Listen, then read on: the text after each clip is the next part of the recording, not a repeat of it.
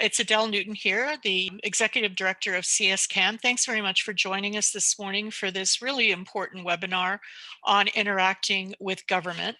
Really pleased to have our speakers today from Earnscliffe, Julie Garner, who brings extensive experience in government relations, communications, and public policy.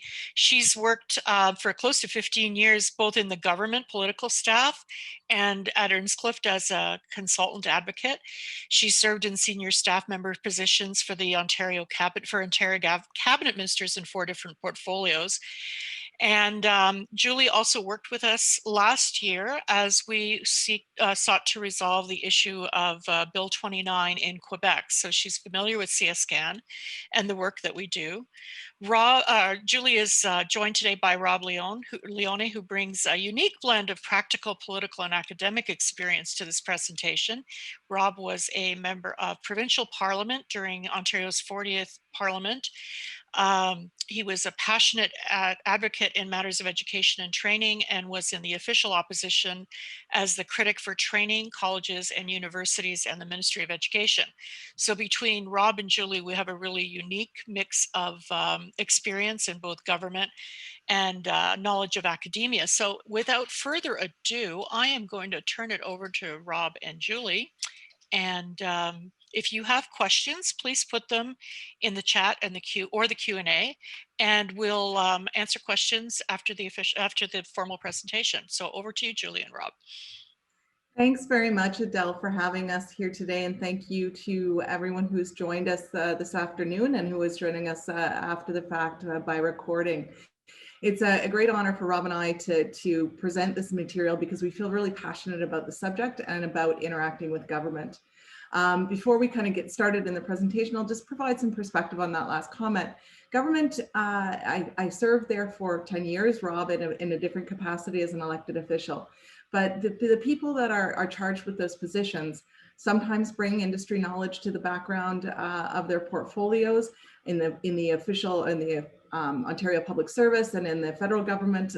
The officials certainly do provide that and have that industry specific knowledge, but they can't know everything, and they really do need to interact with outside stakeholders to inform good public policy. And so when it comes to interacting with government, we really see our job as lobbyists as basically being able to help organizations and businesses interact with government. And in this case, what we're trying to build the capacity within universities and within your departments and faculties for you to be able to do that interaction effectively on your own. So as Adele has mentioned, I've had an opportunity to work with CSCAN on a number of occasions and work with Adele. The Bill 29 stuff in Quebec was certainly an acute and urgent issue that was facing your profession, and I'll get into that and when we unpack why to interact with government a little bit later.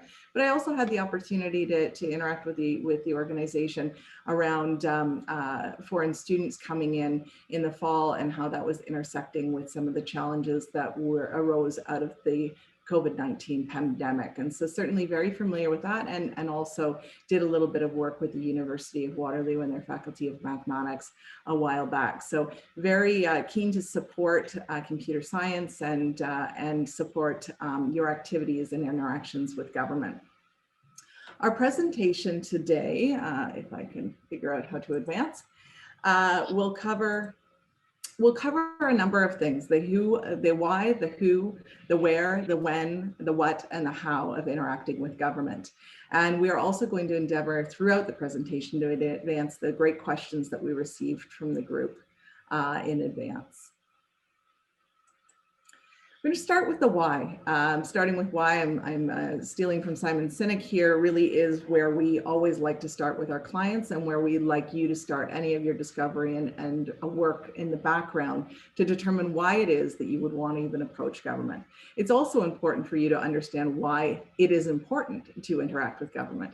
And really, in terms of kind of why it is important, government can really help in terms of advancing and protecting public policy priorities. Certainly we saw with Bill 29, as I mentioned earlier, that there was an acute threat that was facing your computer scientists in that jurisdiction that could have could have impacted how and what activities they were allowed to perform in the marketplace.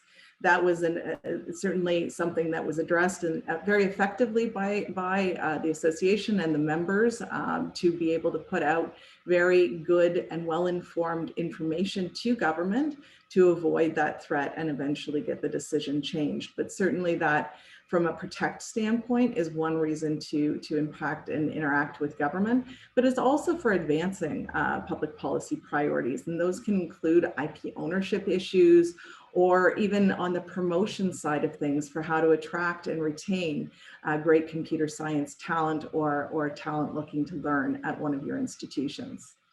Another reason that organizations and universities will interact with government is around funding for computer science initiatives. So building research centers, investing in STEM, startup innovation, or tech ecosystems, or other examples that we've seen are funds for new infrastructure that will help provide you with the physical assets and physical spaces to continue great work. Obviously, research and commercialization support is another reason that governments interact with universities and specific faculties.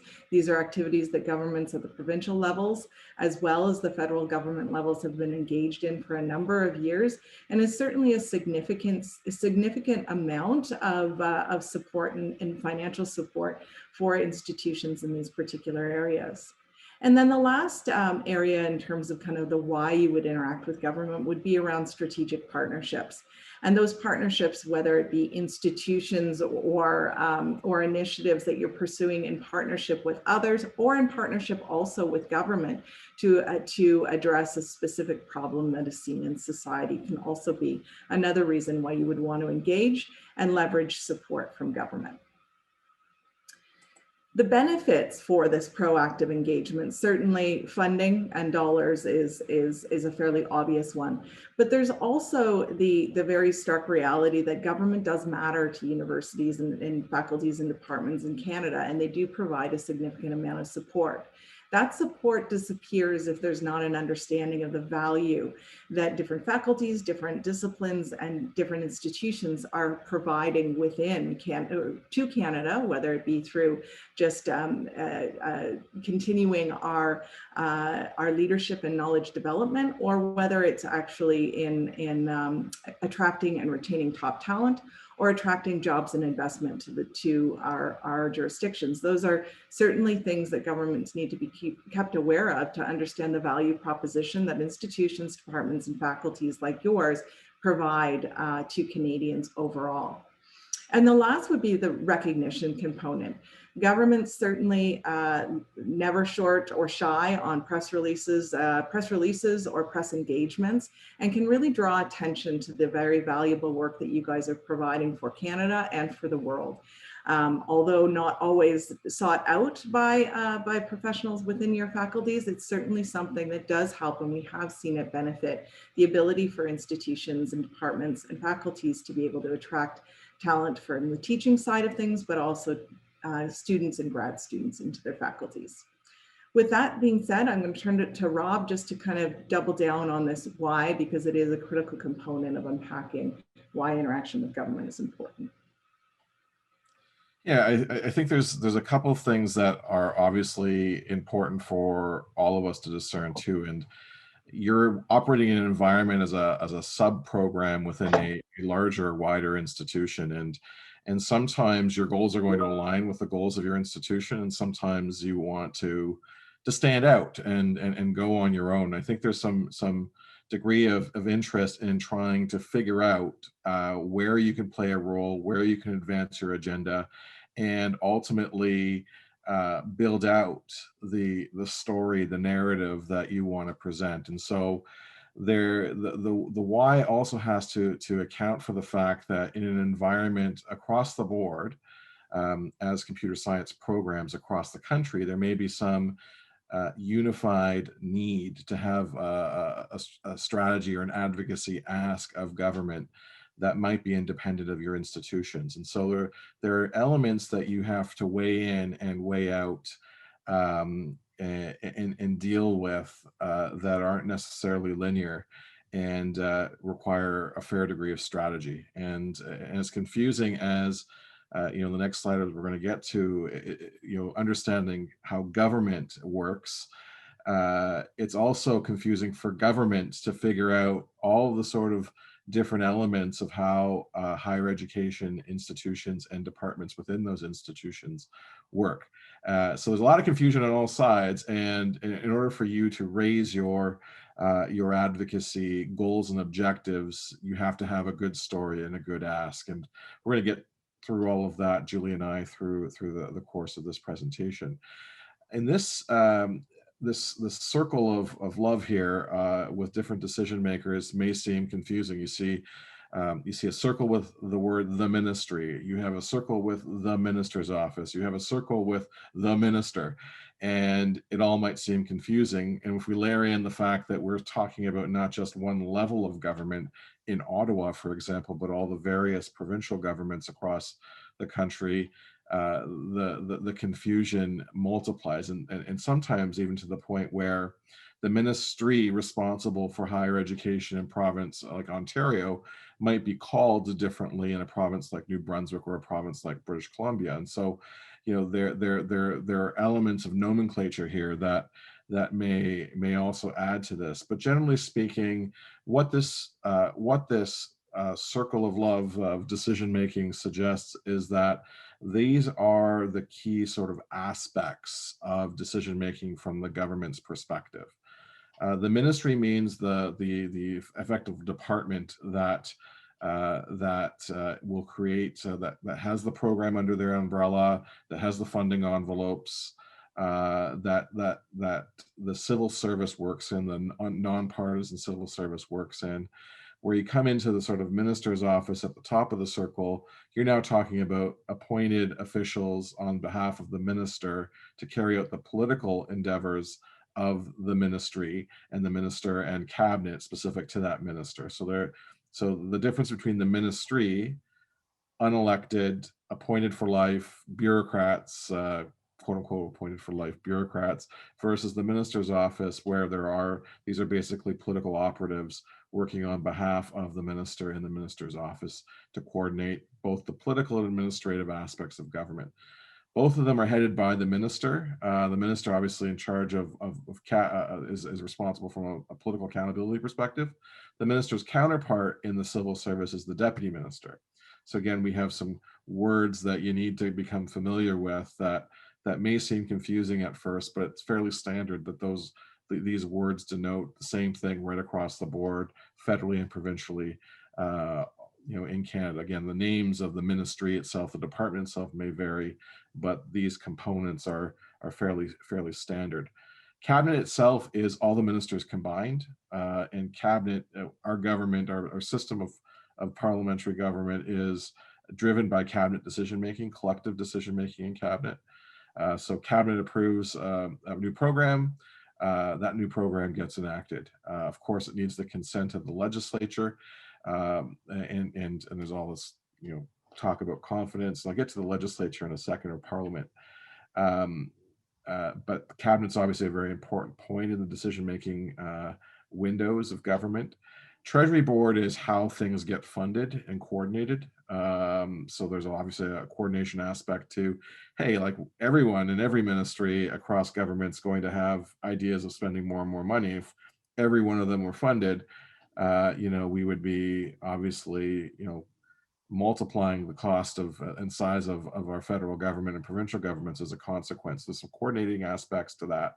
And cabinet committees are basically committees that are focused on certain aspects of government. So you have an economic policy committee, you might have a foreign affairs committee, you might have a social policy committee, and they just try and lump and clump the cabinet ministers and ministries together on broad topics so that there is coordination rather than having the siloed approach to government. So these are some aspects that you should be familiar with. We left out on this slide, the previous slide, but we'll go to the slides as a good place to depart. But we left out parliamentarians, people who elect.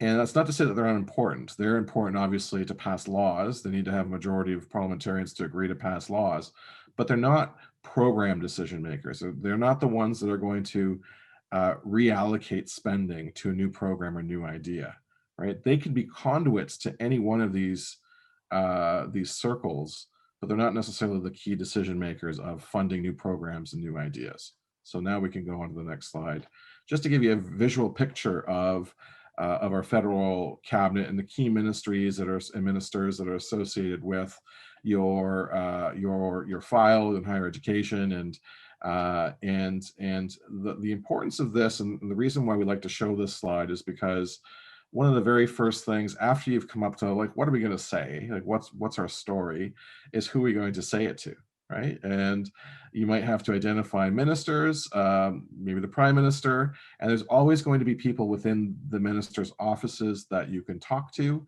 that are maybe policy oriented, that might be able to address the concerns that you're bringing to their attention.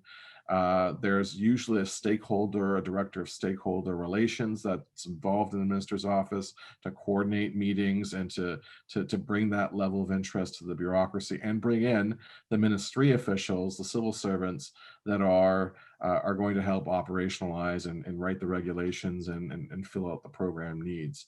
So you generally, when we start this process, we start with the ministers themselves and then work our way down. It's one of the reasons why we have a beautiful slide with everyone's photoshopped pictures, and they're all looking smiley and happy to help. The next, one of the things we want to communicate with this slide is to talk about the fact that in higher education in general, and even specifically to computer science programs, there is a federal provincial aspect, and the roles and responsibilities are different. Education constitutionally is a matter of provincial jurisdiction. That's why the federal government does not play a role in K-12 education, and why they don't play a role in operation funding for universities. If you can look at the federal list on the right, you can see that they are generally funding opportunities, research grants, student loans, job programs, and so they can utilize their spending power to effectively be involved in higher education. And generally speaking, provinces obviously would, and institutions love the fact that the federal government has access to these programs. But it's on the provincial side where the more operational aspects are involved in terms of base funding, institutional priority setting, tuition frameworks. They're also responsible for building infrastructure, developing, if you need a new building for your programs or new lab space, a lot of the funding comes from, it could be shared between the province and the federal government, but the provincial government doesn't agree to that funding. It just never happens, right? So think of it in terms of, the operations, the institutions, provincial, think of it sort of funding opportunities, research grants as a federal responsibility. I think I'm turning it over to you now, Julie. You are. Thank you. Just a point to segue to our next slide, which is the when. It just is really important that we double tap on the who component, because who you talk to is really important. As much as decision makers and parliamentarians are very interested to hear from stakeholders of all across the country, there's limited amounts of time. And so if you try and go after and speak to every cabinet minister on your issue, if it's not within their portfolio, they may take two different actions. They may just reject the meeting outright, or they may take the meeting and then just do nothing with it. And your time is valuable, their time is valuable. And so we always do encourage people, and we'll knit this together in the how later in our presentation, but we do encourage you to really map out who you need to talk to, where the paths for decision making are, and what levers you need to move in order to obtain the government relations outcome that you're looking for, and then to focus on that specifically. We do, in kind of the how, have a very strong component of local matters, so engaging with your local representatives if you're going to be engaging with folks in the ministry, the minister's office, or in cabinet as well, but at the same time, just trying to make sure that those are focused asked at the right people, the right levels of government, and for the maximum outcome and time optimization. But that also kind of cycles into and segues into the when, and the when is really important as well when planning your government relations strategy. So governments typically, a normal majority government will have a 4-year mandate. And the timing of government is really important because there are windows of time where certain initiatives are more likely to move forward than others. Time is always at a premium when it comes to getting things on the agenda for cabinet to review or getting things in front of the legislature. And there are certain times within a government's kind of mandate over that 4 years where they're willing to pursue more bold and ambitious initiatives, and at times where they're more so in a delivery cycle. And so that's why this slide here, just for you to have understanding of that, but also visibility in terms of when your efforts are going to be best planned and focused. And so really when a new government comes in, we've got a federal government and a provincial government in the province of Ontario right now that are, and Alberta's the same way. Newfoundland will be coming into a fresh cycle. We've got British Columbia that is just coming into a new cycle as well. So a variety of points on this kind of year horizon or this timeline, depending on where you're coming and joining us today. But in year one, for any particular government, they're really trying to show quick action and success. And I can reflect back in 2018 when the Ford government came into power in Ontario. There was a 100-day challenge where the government wanted to reconvene the legislature and show really, really quick, bold action right away. It's also a time where a new government in particular is a bit insulated by the media on actions that they're taking. They feel emboldened by the fact that the electorate just put them into place. And they have a general public that's still not being hypercritical of their actions because they determined it to be early days. So it's a really unique window if governments are going to put big, bold, and game-changing policy on the table for them to do so. Because as they get into year two, and more particularly in year three, they start to think a little bit more on, okay, what do I need to go back to the electorate and say I did at the end of the day? And that usually maps out to their platforms to say that they delivered on their platform promises, but also, so delivering on those promises, but they also have a calculus about what do I need to say to them I'm going to do the next time in order to get put back here. And so really the year one, big, bold, year two and year three are delivering on promises. So when it comes to kind of innovation, those big promises are typically done in year one or year two, or you want to situate them there so that a government has the opportunity to really implement through year three and year four, and you're not at the implementation stage right as there could be a change in government.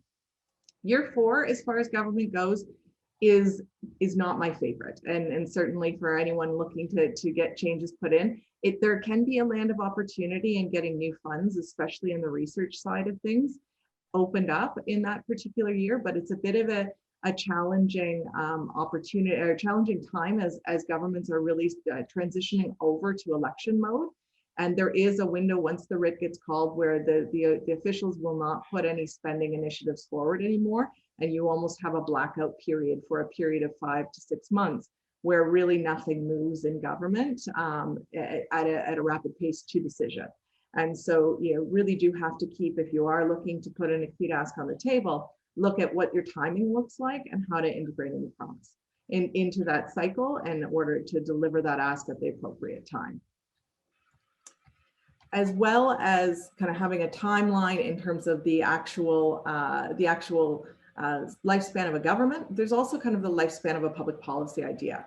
And this slide here is to denote that there are really different phases in the policymaking process. Idea formation is the best phase to be getting engaged with government because nothing is set in stone. As you can appreciate as professionals, once an idea is sort of seeded and really kind of fleshed out, it's harder to change and pull back. But when they're in the discovery mode and the idea formation mode, it's a good opportunity to really kind of challenge them in terms of what are they trying to achieve and be able to influence the actions in terms of the early policy development. The early policy development phase happens much in the official side of things, so on the ministry side of things, as Rob mentioned earlier. and is an opportunity for engagement and Q&A, depending on the openness of the ministry at that time. So again, good opportunity to be there. The consultation phase typically happens in the public, where there is either some sort of launch requesting feedback on the policy. But at that point in time, it's a really good signal that this is the way the government it wants to move forward, and that the government will be delivering on. And so there's limitations of kind of action and sort of impact that you're able to have at this stage. And if you are going to have an impact and have them pull back something out of the consultation, it must have a very, very strong business case with it, or else it can be seen as something that is would be too embarrassing to turn back the clock on for government. So it's a bit of you know, the cart before the horse, or making sure that the cart hasn't left the cart and the horse haven't left the barn before they get out for consultation is really the goal. The enabling phase is, again, another phase where there are opportunities for changes, and we saw that with Bill 29 with your advocacy on behalf of computer science, where it is the legislation. This is actually the kind of the foundation of what is enabling that change or decision to go forward, because that's where we'll see the legislation process go through, or the regulation process go through, or other policies be rolled out for government, or announcements around funding.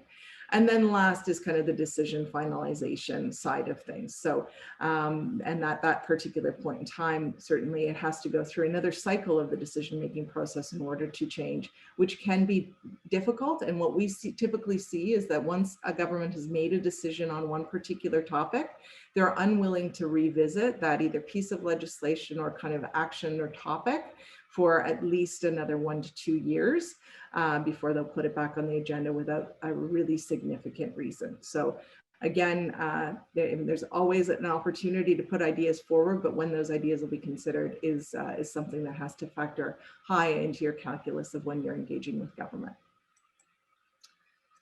That's a really good segue into what I wanted to talk about in terms of the fiscal cycle, because you know, as you can appreciate, once a budget is tabled and then going to the government saying, hey, I want a new program to be funded, obviously you've missed the boat quite enormously if you're only going to government you know, a week before the budget or the week after the budget. You know, that budget's probably set in stone far before, even though there are always minor tweaks, and you hear stories from the war stories that said, hey, you know, 24 hours before a budget, we had to change a whole section.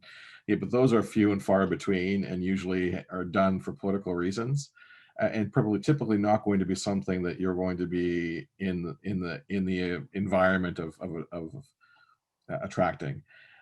What this essentially does, and what the point of this graph is to say that there is a cycle to how budgets are created, and there are markers of time that occur throughout the year that lead into a cycle, right? A budget cycle. And typically speaking, some of the major priorities of spending are if the budget's in a sort of spring time frame, or early spring time frame being March 21st to March 31st time frame. The end of the government's fiscal year is March 31st.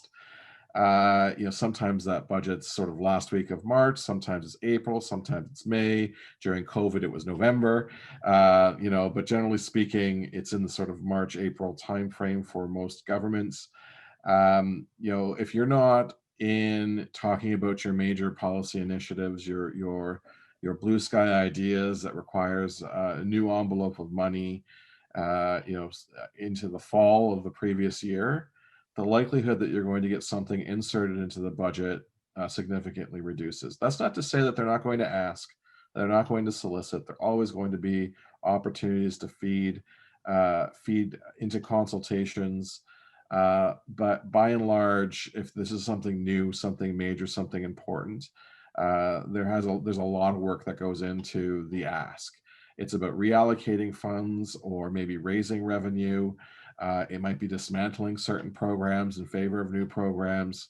And you appreciate that if you're doing a dismantling or you're requesting additional funding, there probably needs to be evidence that supports the ideas that you're being presented, and that evidence has to be thoroughly collected, thoroughly analyzed, thoroughly reviewed, so that that the decision that's being informed, that information that's being informed in government decisions comes through. And so I wanted to spend a little bit of time talking about that, because I think a lot of people say, oh, it's budget season. Oh, there's a presentation and I'm going to go and do that. You should do that. Absolutely should do that. Because having that priority and doing that, and feeding that idea in likely can start a sequence of meetings in this current budget cycle and the next one, to maybe flush out that idea even further. And it's, obviously a product that you can produce, but acknowledge that, sometimes you might miss, if you're leaving it too late, a window of opportunity for creativity and new ideas and new ways of thinking, because the information simply needs to be gathered to support your story.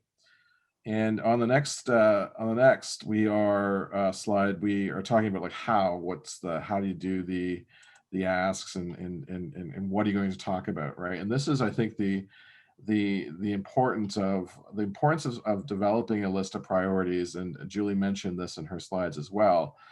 There are going to be a lot of ideas out there. There are going to be a lot of ideas that you have as an organization of comp sci programs that you want to advance, and you need to come up with a series of an agreement in terms of what you're going to put first on the list, second on the list, third on the list as an organization.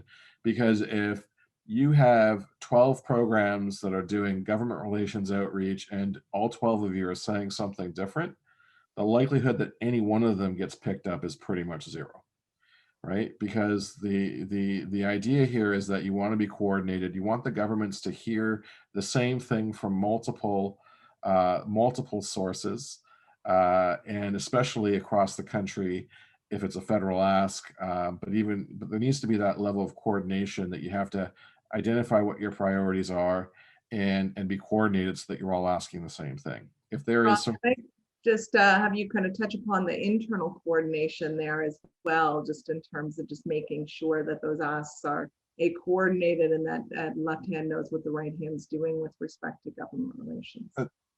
Absolutely. And coordination also, there's an internal and an external, right? The internal is within your own organization, but external in terms of coordinating with partners that can echo your ask. So if you're doing sort of interested in startups, you obviously have a role. You're an education partner. You're looking for funding. You're looking for incubator space.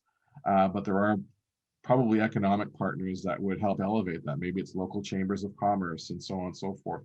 So coordination is both an internal and an external exercise, but it requires a set of policies. And, we always like our clients to have an ask, right? There's a value in saying to government, hey, I'm here, I exist, come visit me, which is important. I think that, as a former politician myself, going into seeing the art of the possible, and the science of the possible in your labs was always a very interesting thing for me.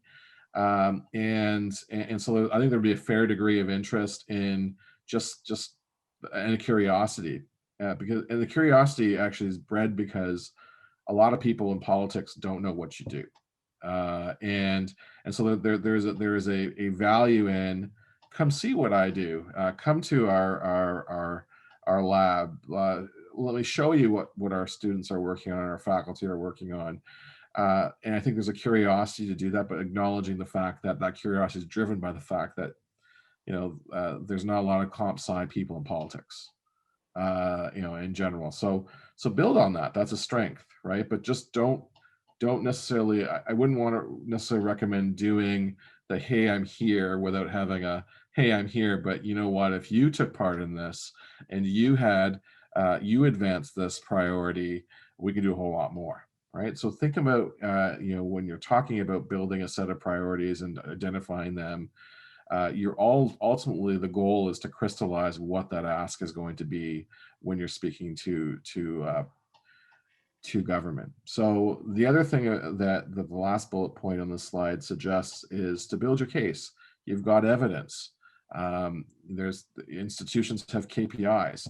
Your programs will have KPIs. What are your graduates doing? what's your acceptance rate, what's your wait list like, what's your entrance average. You have the ability to acquire, if you haven't done it already, these great statistics. And you might have statistics on graduation rates and average salaries once your graduates are 1 year, 2 years out of post graduation, what they're getting. These are kind of things that help build your case. And you can do it as I have a PhD in public policy, so I'm a social scientist. But you can do things with those statistics from a STEM perspective that we couldn't do in the social sciences, because it's a far more abstract endeavor for us. I hope I'm not getting some chuckles on the scientists on this call by saying that that the social science is more abstract. Anyway, I'll turn it back over to you, Julie. That's great. I might just kind of double click on a couple of things here in terms of the ask in building your case. Absolutely, making sure that that is aligned is where we're really going. And that alignment piece is just making sure that it matters to government. We saw a big transition, when we saw the transition from the Liberals to the New Democrats in British Columbia, from the Liberals to the Progressive Conservatives here in Ontario, the Federal Conservatives to the Liberals. And what matters to those governments will change. And it's really important that if you are putting forward an ask for how the government could help one of your departments or one of your research priorities, that's aligned. So is it a priority of the government is a really good question to be asking. And that will also help you assess where it fits on that priority list, as well as where it might fit on the priority list or the likelihood of advancement with government. And so in my next slide, I'm going to get into a little bit on the alignment piece. But before I do that, oh, sorry, Rob. Sorry, Julie, just one more thing. And I know that there was a pre-question in terms of what to communicate, how much information do governments want. They want information for sure, but don't give them a dissertation of information. There's always limits in terms of what they can take in. And that alignment piece for what they're interested in that Julie was mentioning is vitally important to sort of consolidating that dissertation into 1 or 2 pages, which is a chore, I know, for a lot of people, who are particularly academics, that like to describe and get into details, but really it's aligning with, if a government priority is STEM, aligning your conversation to how you're helping the government achieve its objectives. That's what the alignment means, right? So if the government's alignments maybe women in STEM, right? They have a sort of gendered lens, which the federal government does have. Then you obviously want to align what you're doing with what the government is saying and showing outcomes that are tangible. That's the kind of information that they want. So yes, information's great, and you have reams of information, but specific information that aligns with what governments are looking for, that's important. So sorry about that, Julie, but take it off. No, that's great. That was great. And also just want to double tap on the internal coordination piece. I've heard stories, and certainly Rob and I have both helped public sector institutions, where one department or faculty head will be in with the minister's office one day and then the president of the universities in the next day. It doesn't reflect well on either party if the left hand doesn't know what the right hand is doing. It's also important to just understand kind of how you fit within the overall university's priorities. They can help you. They're engaged on a much more regular basis, especially at the provincial level, with decision makers. And if they can help kind of give you that second touch point on your ask, that's going to be a benefit.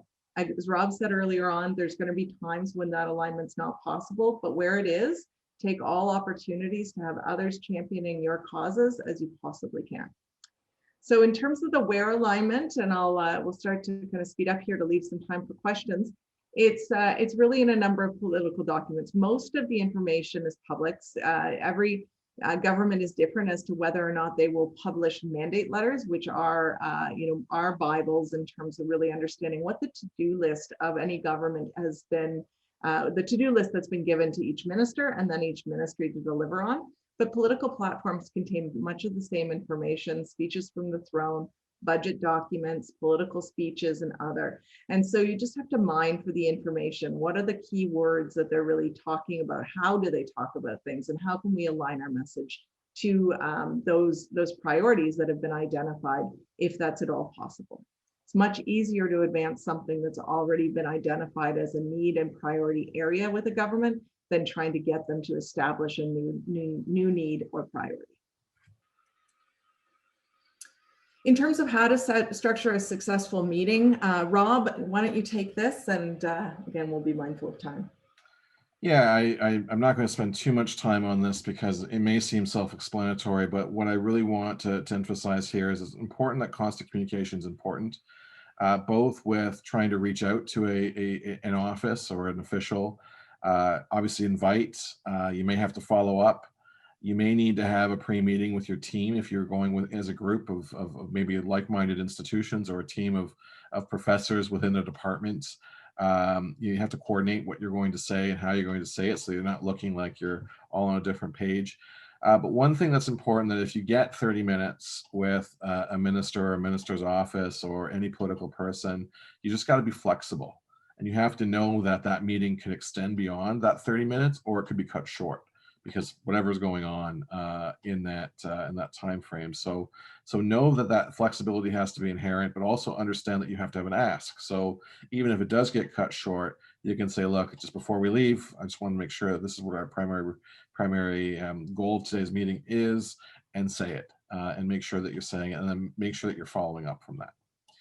In terms of do's and don'ts, you know, I think that there's obviously the slide speaks for itself in many ways, but again, it's just, and I've gone through some of those throughout the course of of our presentation today with Julie. But again, aligning the priorities is important.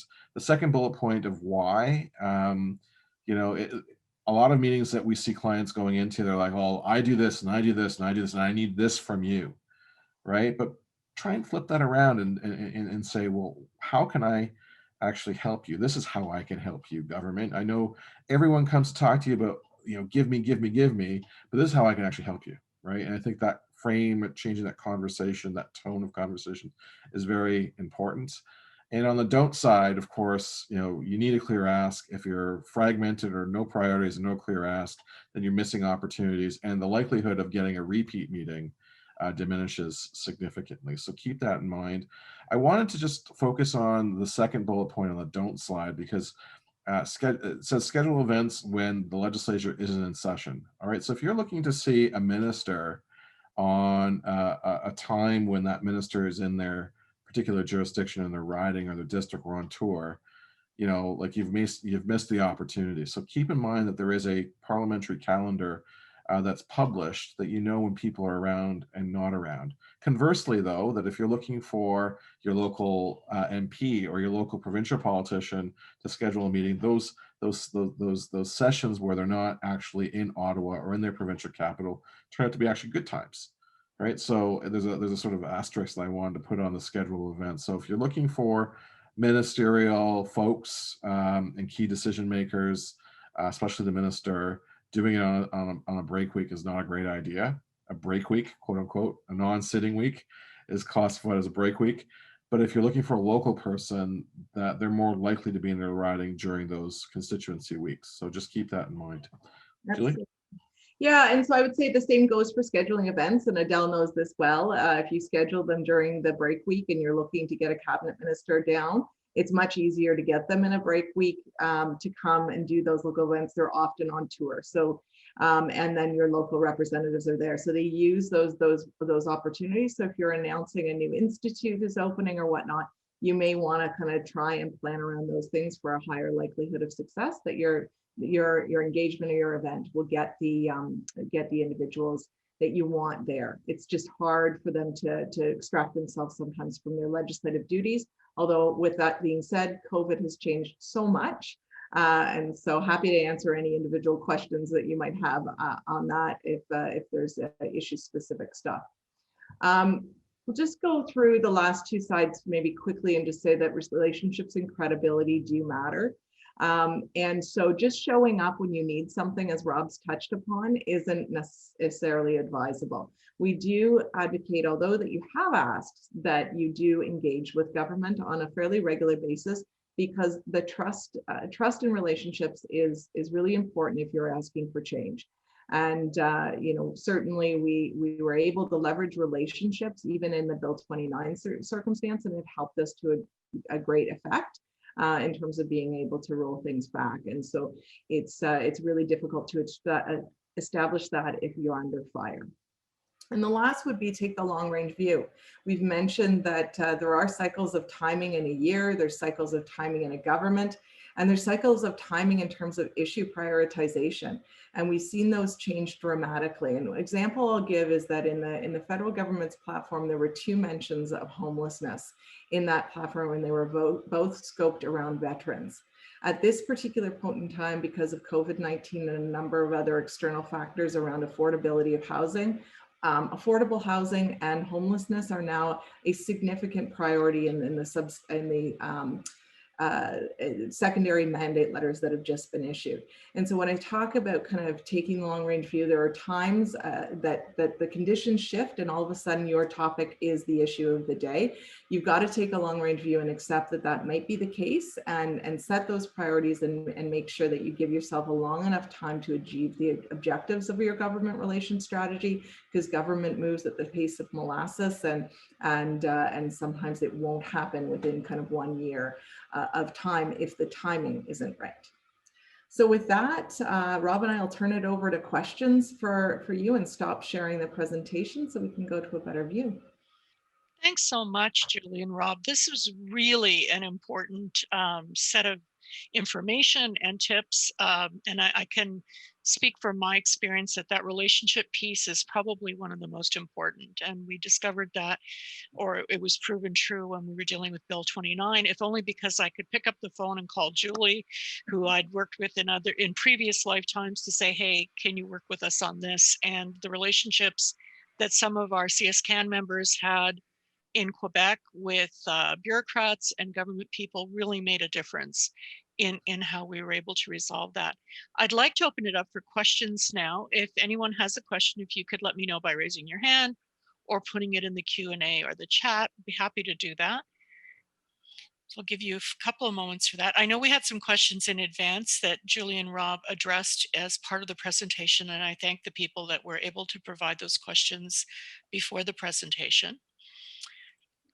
So I don't see anything right now. I don't see any hands raised. So what I'll do is let you know that this is being recorded, and we'll add both the recording of the webinar and the slides to our website. Should be ready in a couple of days.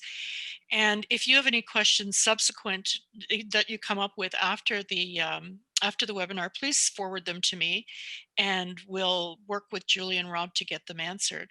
So with that said, I'm going to thank you both very much for putting all this time and giving us this really important information that's hard to come by.